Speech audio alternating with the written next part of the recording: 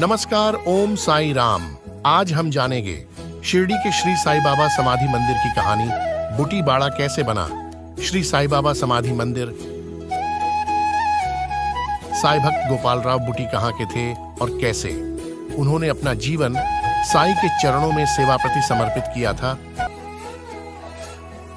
आज का जो श्री साई समाधि मंदिर है, जो साई भक्तों के आस्था का ठिकाना है, जो साईं बाबा के आज्ञा से साई भक्त गोपाल राव बूटी ने इसका निर्माण किया था। जानेंगे इसी की कहानी। साई भक्त गोपाल राव बूटी, उनके वंशज श्री सुभाष गणपत राव बूटी और श्रीमती कल्याणी सुभाष बूटी, इनकी जुबानी आप सभी साई भक्तों के लिए। मैं गोपाल राव बूटी का तातू हूँ और उनके सबसे छोटे बेटे का सबसे छोटा बेटा हूँ और ये हमारी चौथी पीढ़ी है। साईं बाबा ने गोपाल राव बूटी को आशीर्वाद दिया कि तेरे को 7 पीढ़ी तक कुछ कम नहीं पड़ेगा। बाबा के आशीर्वाद से हमारी पीढ़ी बहुत समाधानी और सुखी। नागपुर में शेगांव के गजानन महाराज आए थे और वो हमारे वाड़े में, मैंने हमारे घर में ही रुके थे। उस समय जो हमारे बापू साहब बूटी, मैं नहीं गोपाल राव बूटी है, उन्होंने उनको रिक्वेस्ट की कि आप थोड़ा दिन रुक जाइए, पर वो रुकने के लिए तैयार नहीं थे। फिर उसके बाद उन्होंने यही कहा कि आप जो आपको सेवा करनी है वो मेरे भाई साई राहता में रहते हैं, उनसे जाके आप वहीं रुको। जब गोपाल राव बूटी बापू साहब खापर्डे के साथ, बापू साहब खापर्डे ये अमरावती के बहुत बड़े निष्णात वकील थे और उनके साथ वो राहता यानी शिरडी गए थे। अब शिरडी में जाने के बाद वो काफ़ी दिन साईं बाबा के साथ रहे और रहते रहते एक बार ऐसा हुआ कि उनको सांप ने काट लिया। हमारे बापू साहब बूटी को सांप ने काट लिया।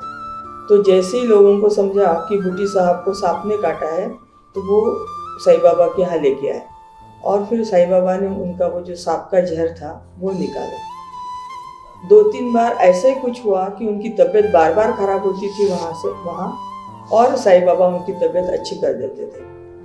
फिर करते ऐसा हुआ कि साईं बाबा के साथ इतनी लगन लग गई उनको कि उन्होंने साईं बाबा को कहा कि मैं यहाँ जहाँ कहीं रहता हूँ उससे अच्छा मैं अपना ही वाड़ा बना लेता हूँ, तो आप मुझे आकर दीजिए। तो साईं बाबा बोले ठीक है, बोले तुम वाड़ा बनाओ, पर जो बनाओगे उसका जो डिज़ाइन है वो मेरे सामने ही बनाना। और जो डिज़ाइन बना उसमें साईं बाबा का हर चीज़ में अनुमति लेने के बाद ही वो वाड़ा बना। और वाड़ा जैसे बनता था, आमतौर अपने हिंदू लोगों में ऐसा होता है कि जैसे अपना भगवान का जो घर होता है वो अपन लोग अपने घर में करते ही हैं।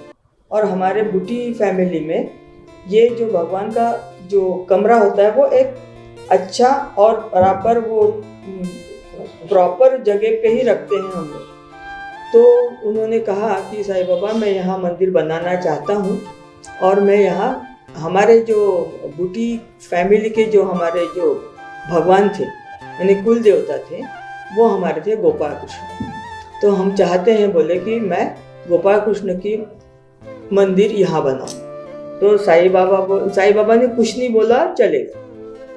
तब तक का उन्होंने जो बनाई हुई मूर्ति थी, गोपाल कृष्ण की मूर्ति और राम की मूर्ति, ये दोनों आ गई थी। अब दोनों आने के बाद ऐसा हुआ कि बार बार वो बाबा को पूछते थे, बाबा कुछ बोलते नहीं थे।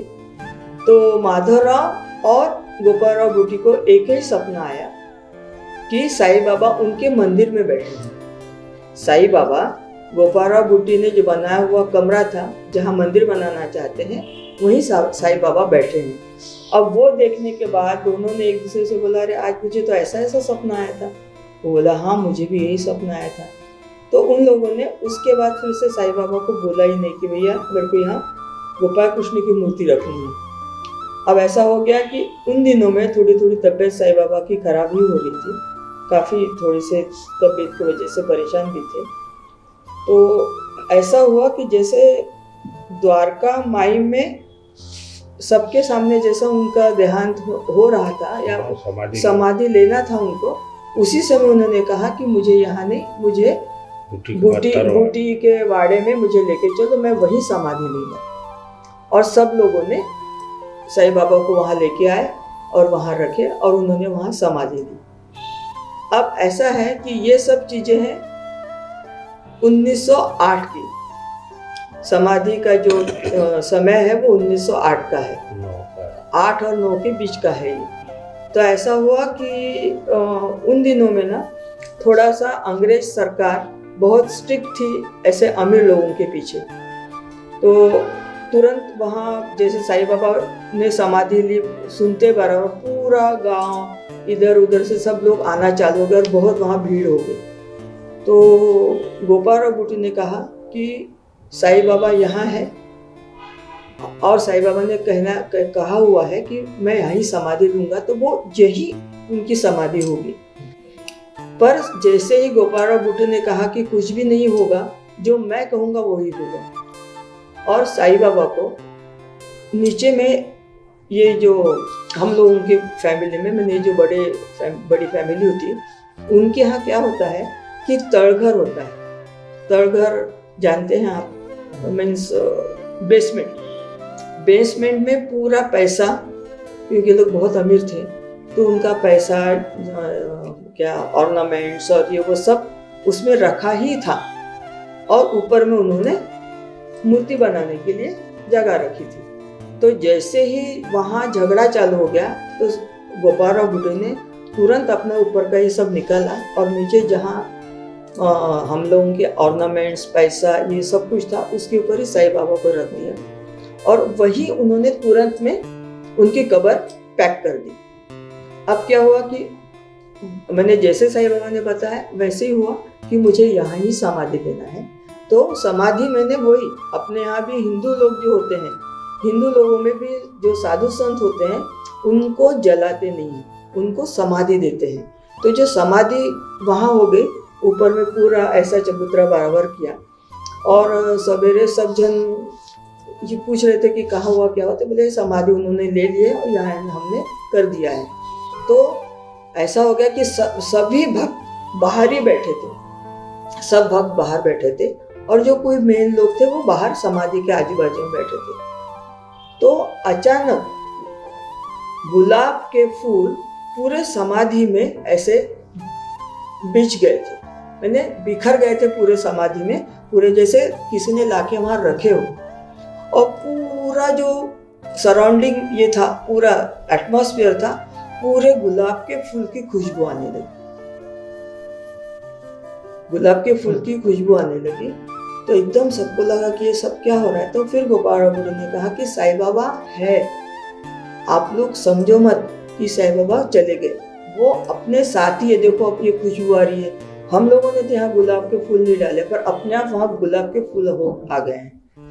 तो ये जो है ना, जैसे गोपालराव बूटी ने उनको रिक्वेस्ट की कि अभी आप लोग कोई भी झगड़ा मत करो, कुछ नहीं, साईं बाबा है यहाँ और आज से पूरा दर्शन यहीं से होगा।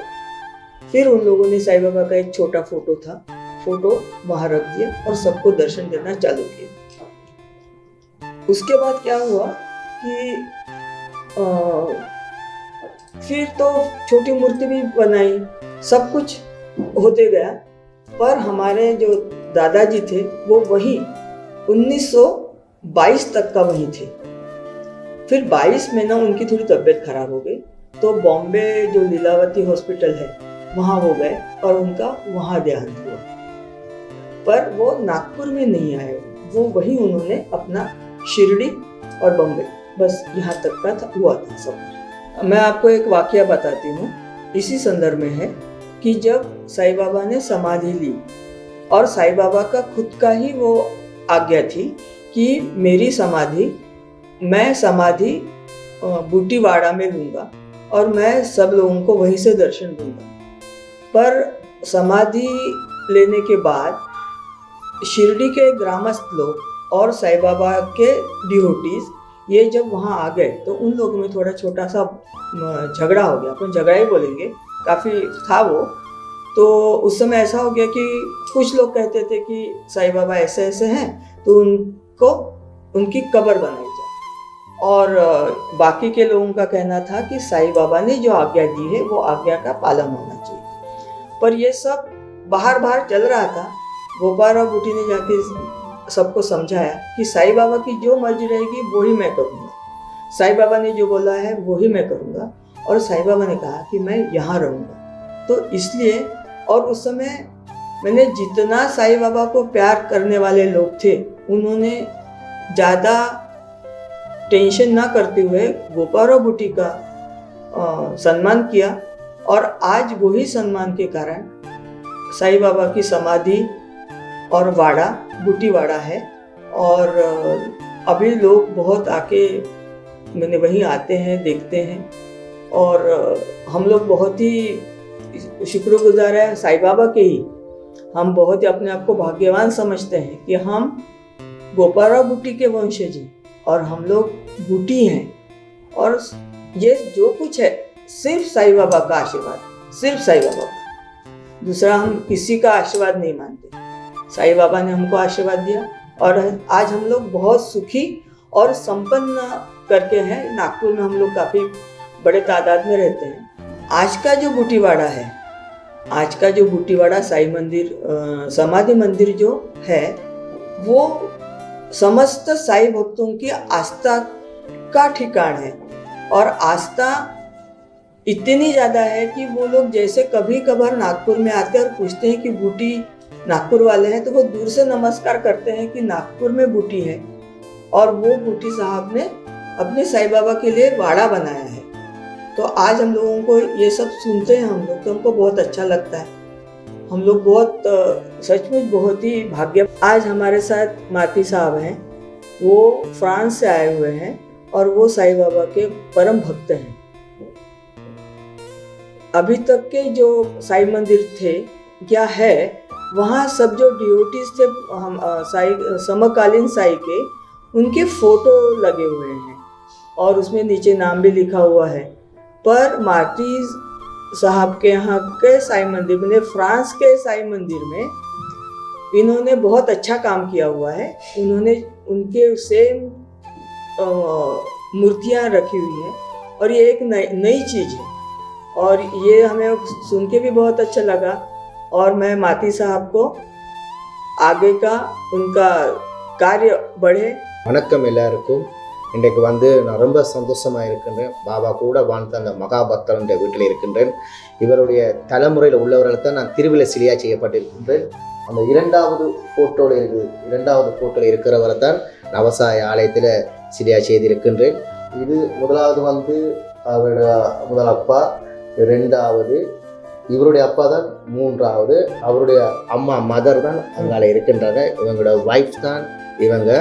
உண்மையிலே நான் கொடுத்து வச்சிருக்கோம் என்று சொன்னால் 1 2 3 4 தலைமுறையே நான் பார்க்க வேண்டிய இது பாபாண்ட ஆசீர்வாதம் நடைபெற்று இருக்கிறது. எல்லாமே சிறப்பாக நடைபெற்று இருக்கிறது. Thank you very much.